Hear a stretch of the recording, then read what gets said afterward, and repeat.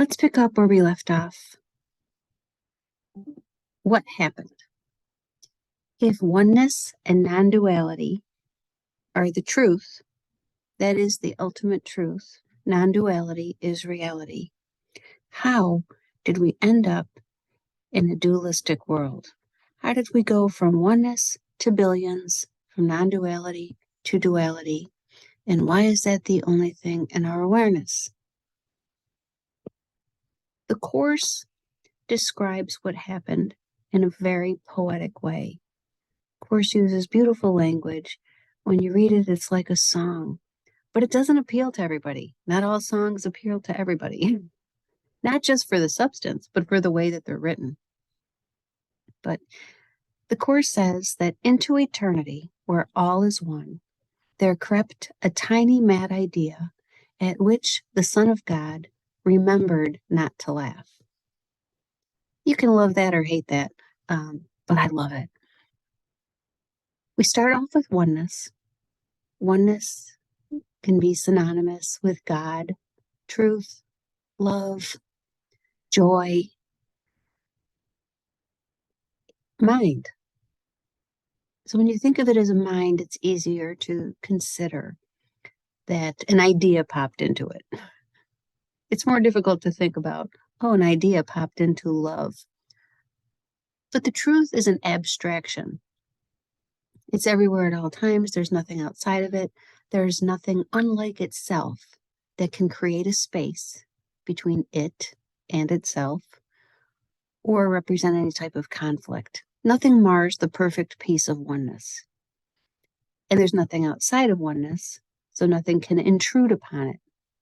So into this mind, where all is one, there crept a mad idea of separation. An idea has no power in and of itself. I can think of lots of ideas, and they're all impotent. I have to breathe life into an idea. When that idea of separation entered the mind of perfection, it cast a shadow on the walls of the mind. And shadows are insubstantial. They're like dreams or a hologram. They don't do anything. They're not alive. It cast a shadow, and that shadow is every possible manifestation of the idea of separation. So the idea of separation could manifest itself in billions and billions of ways. An aspect of oneness, which we'll call the Son of God, the Course refers to as the Son of God, God being everything, the Son being an aspect, like a ray of the sun, a drop of an ocean, exactly like what it is a part of. Looks on the idea of separation. And in regarding the idea of separation, the decision maker comes into being. There's a decision to be made to believe in the idea or to laugh at the idea. If you laugh at the idea and its impossibility, we call that joining with the Holy Spirit and looking upon the idea as the Holy Spirit would, which is ridiculous. It's an impossibility, and nothing happened. When we look upon the idea of separation and say, this is a big, important idea, and it's happening, the Course refers to that as joining with the ego thought system. So there's a wrong mind, the ego's way of looking on the idea of separation, and there's a right-minded way, looking upon the idea of separation, joining with the Holy Spirit's thought system. So we look on the idea of separation and we say, this is a great idea. I want to be autonomous. I want to be an individual. I want to be out from this oneness. When that happens, the mind appears to fragment, and it fragments in your experience, not in truth, because there's nothing that could intrude upon oneness. So you take the tiny mad idea seriously, join with the ego thought system. And in that instant, you forget what oneness is. When you turn your back on the truth in you and deny it, it's out of your awareness and you no longer know it because you've denied it. And what's left is a fragmented piece that is now terrified. Because the ego thought system teaches that you should be afraid. You should be terrified because you destroyed oneness. You killed God. You stole something from heaven, which gives rise to the thought system of sin, guilt, and fear. You sinned by turning your back, killing God, destroying oneness. You need to fear. You're guilty, and you need to fear the future. You need to fear that punishment. Something's coming to get you. So even as that fragmented tiny self is experiencing itself as separate from everything, it is aware of a threat. And that threat is just the truth. In order to escape that threat, the ego thought system counsels us. We can think of it as a voice listening to the ego. You have to get out of here. You have to get out of your mind, or you will be annihilated, because he's coming for you and he's angry. And what does the ego thought system counsel us to do? Project out the idea of separation and hide. So we look at the shadow on the wall and we identify with that shadow on the wall. The shadow on the wall represents the world, the phenomenal world, the bodies in the world story about what you are, the world story of separation, the absence of God. And we find ourselves looking in a mirror in the world, being a body in the world, completely unaware that we have a mind, that mind can choose again, can choose to look on the idea of separation and laugh and experience oneness. Oneness is now diluted into believing it's a body in a world. It seems to be against our will. We're born from two other bodies. We have nothing to do with the reason why we're here, and no reason to even suspect that anything other than the world is reality. We might believe in God. We don't know God here. God seems absent. Bad things seem to happen. That's how we got from truth to illusion. That is the Course's myth to explain that. Every time there is any type of fragmentation or a seeming fragmentation, there is a veil of forgetfulness that falls. What is denied is out of awareness and unknown to us. And we fear the unknown. When we turn our back on what we are in the original instant and believe in the idea of separation, we forget completely entirely what that oneness is, what its quality is, what God is, what non-duality is. We experience two-ness. When we project out that idea, the thought system of sin, guilt, and fear, we split off again and we project it out and we see ourselves within that projection, within the shadow world, within a dream of what is reality, within a hologram. And our goal is to, and when we do that, we forget, the veil of forgetfulness falls, and we forget that we have a mind. That is the ego's goal, to keep us mindless in this world, to never have us look beyond the pathways of this world for answers, for the cause. This world is a cause and not an effect. Everything is reversed once you accept the idea of separation. And it happens in an instant. We have to go back and retrace our steps that led us out of our mind, back into our mind, so we can choose again. We can choose to look on the idea of separation, see that it's false and impossible, and return home. So into eternity there crept a tiny mad idea, at which the Son of God remembered not to laugh. And in that remembering, did that idea become serious and capable of consequences. The path of the Course in retracing our steps is to begin with withdrawing our projections here in this world. So we walk the world with sin, guilt, and fear. Those ideas are part and parcel of this world. This world is built upon a thought of hate. And why is that? Because the truth is love, and when you turn your back on love, the only thing that's left is love's opposite. The ego thought system is a thought system of hatred. It is 100% hate. It is in every corner of that thought system, and therefore it is in every corner of the world projected by that thought system. The goal of the Course is to uncover the blocks to the awareness of love's presence, because the truth wasn't altered by this dream, by this fantasy that separation is real. It's possible to separate from God. It's possible to separate from oneness. There is space, there is time.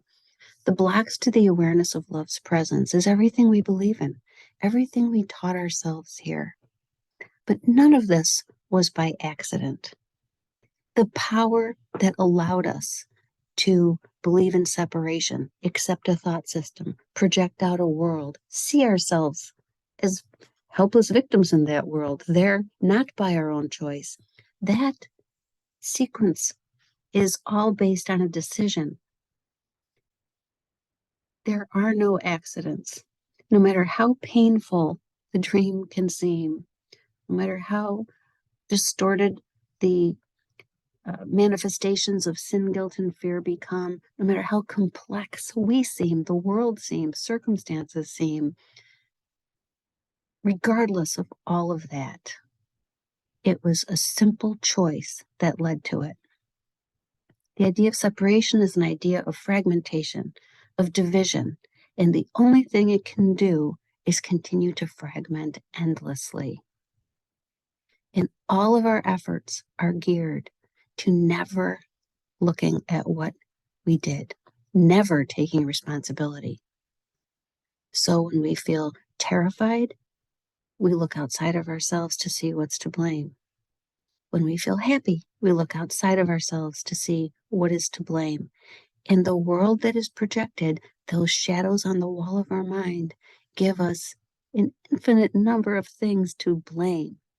I need to blame something for my experience here. I need to hold a grievance. I set it up so I would see something to blame, so that I would never remember the choice I made. I would never remember there's no substance here. There's nothing real here. I breathed life into the dream. I have done this thing, and it is this that I'm trying to undo with the Course. What is unique about A Course in Miracles as opposed to other non-dualistic teachings is that it provides this myth. It provides a story so that we have an understanding.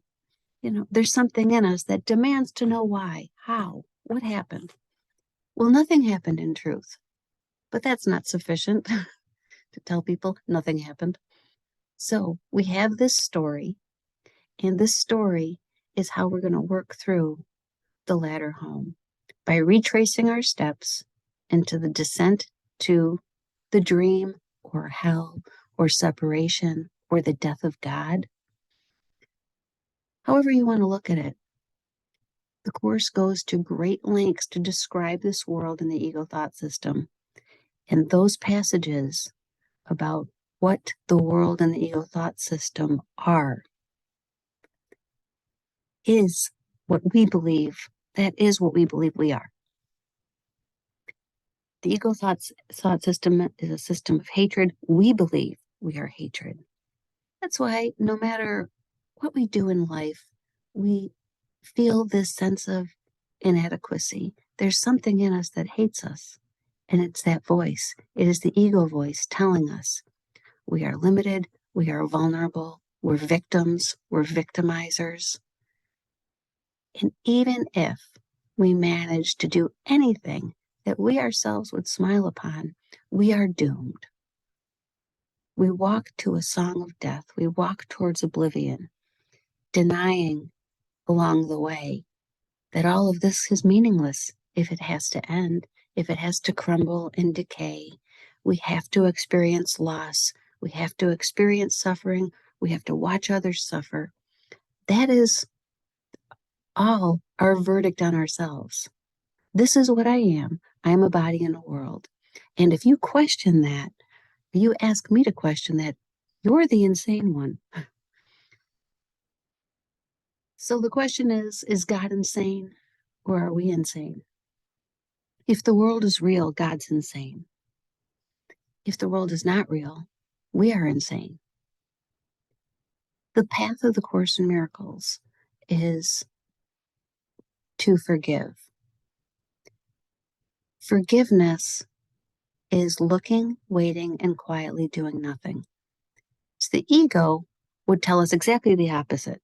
It's essential to keep doing things, keep moving, keep fixing, see problems and fix them. The world was made so problems couldn't be escaped, and problems can't be escaped, so we never remember. It's essential, like I said, to never remember you have a mind. You have a brain, and that brain is preoccupied with the world. And we are preoccupied with the world. We're preoccupied with our bodies, preoccupied with other bodies. We're preoccupied with making things happen here, with keeping a roof over our heads and food on the table and taking care of other people. And as we move through the world and events change and our bodies go idly in and out of different places, we experience anger, trauma, crisis. We're called upon to do things at almost every moment in time. And it's impossible to do anything perfectly here.